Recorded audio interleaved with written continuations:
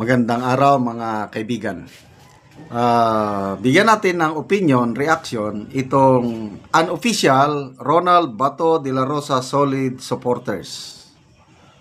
16 minutes agong post. Okay. Soto, yung si Senator Soto. Iginiit na hindi niya nilalakad ang kanyang intensyon na maging Senate President.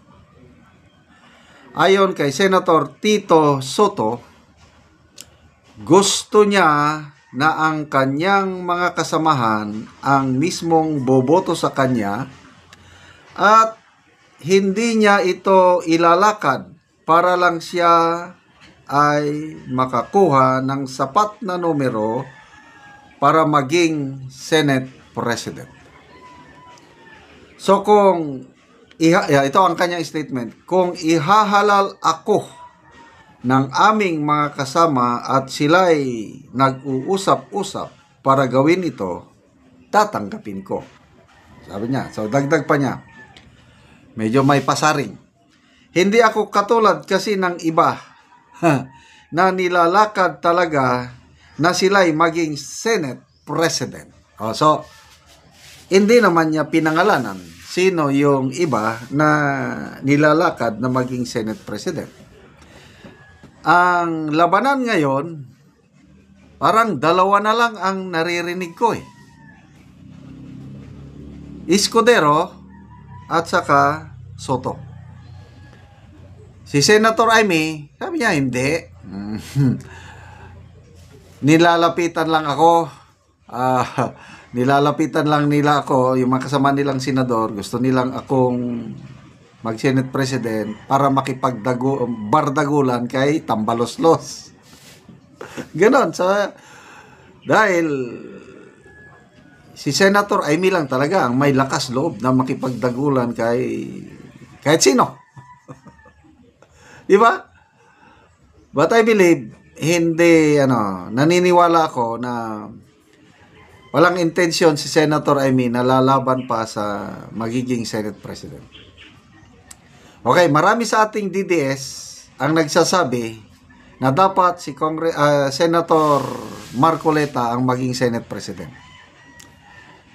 Tingin ko, hindi na rin yan ambisyonan ni Senator Marcoleta dahil bagong salta pa lang eh. Isa lang ang alam kong gusto niya.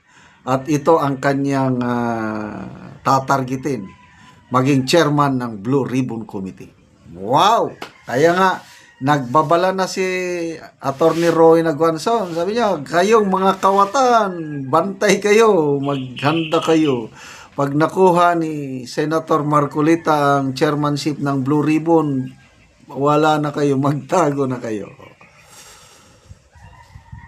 So, dalawa na lang sila.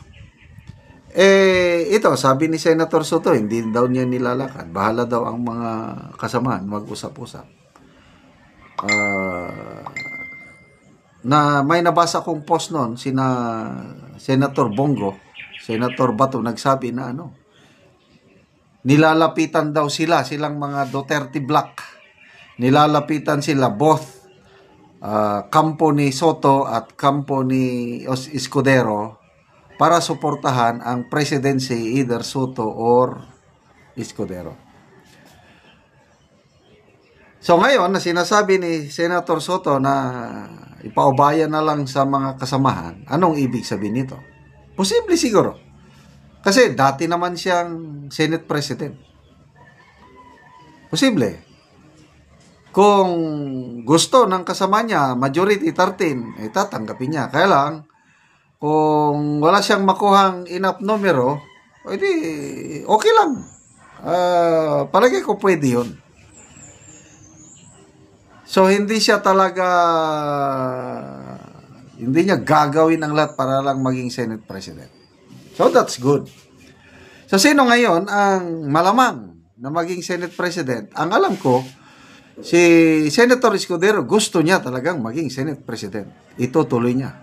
And I believe, sa opinion ko lang at saka based sa mga nababasa kong politico.com ata, nagsabi na nakikipag-alyansa na si Senator Escudero sa Duterte Block. Kasi, ilan bang block yan? 4 na block ata eh. May Soto Block, may Escudero Block, mayroong Duterte Block, and then meron din yung small block, yung mga Dilawan Block. According to Professor Malutikia, yung bilang niya, of the 24 members ng Senate, 7 ang members ng Escudero Block, 7 ang members ng Soto Block, 7 rin ang Duterte Block, so 21. Plus 3 yung Dilawan, Hontiveros, Bam, and Kiko, so 24. So ang nakikita ni Professor Malutikia, most likely ang Dilawan Block yung 3 susuporta kay Soto. So 10 sila. Kulang. Ang wala ka may tumatawag. Sandali kayo nag-vlog ako. Okay, kung nagsama ang Escudero Block at Duterte Block, tig 7-7, 14, di panalo na sila. So kung manalo si Senator Escudero at as Senate President, mas kalmante na ako. Ito, opinion ko lang ito. Mas kalmante na ako na sa impeachment ni BP Sara. Kasi nakita ko si Senator Escudero may sariling diskarte. Hindi siya nadidiktahan. Ang kanya is collegial. Yung, kung ano ang gusto ng nakakarami, tignan mo yung botohan. Yung 18-5. Inalaw niya na magdebate ang mga mamaya nagbotohan. Lumabas 18, so panalo. Back to sender ang ano.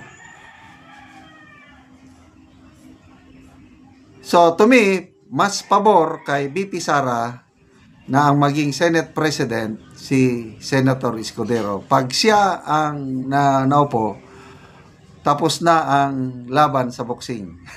Ano na? Ano ito? Knockout na ang kalaban.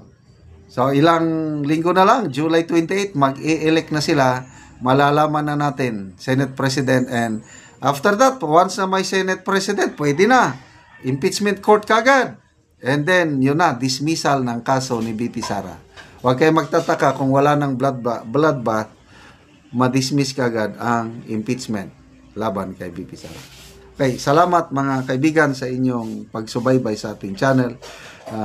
Nakatulong kayo ng maigi sa tribong Talandig ng Bukidnon dahil ang ating income ay pantulong sa tribo. Namimigay tayo ngayon ng mga yero at pako para makapagpatayo ng mas maayos na tahanan ang tribong Talandig. Panoorin nyo ang video na ito. Mauna ni ang natagaan og yero.